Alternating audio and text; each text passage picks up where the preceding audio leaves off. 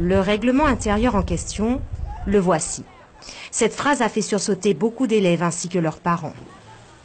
Il nous a dit que si on parlait créole dans la classe ou dans la cour, il allait prendre nos carnets, et je trouve ça inadmissible puisque nous sommes des Martiniquais, nous avons le droit de parler créole.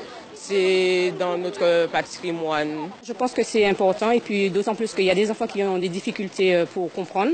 Donc la langue créole, c'est pas inutile, hein. En fait, c'est important pour nous, les parents, et pour les enfants également.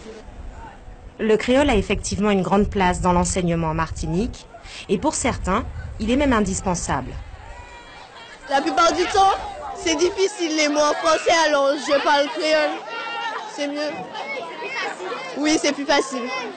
Mais yo pour respecter moi, il faut parler en français. Mais il y a des qui parlent en créole aussi. On peut parler bio, et puis pas ni jouer. Mais il y a une limite.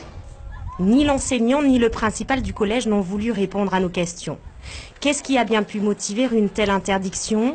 Le rectorat parle plutôt d'une maladresse et met en avant tout ce qui est mis en œuvre pour accompagner les enseignants fraîchement débarqués de l'Hexagone, par exemple. Les enseignants sont reçus par des professeurs spécialisés, des conseillers pédagogiques en langue et culture régionale, des conseillers pédagogiques en éducation musicale, en art plastique, pour un peu adapter leurs connaissances, accompagner leurs connaissances, compléter leurs connaissances sur la culture régionale.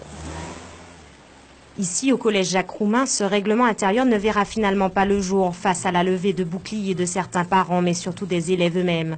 Mais il met en évidence une problématique récurrente, celle de l'utilisation ou non de notre langue régionale dans l'enseignement.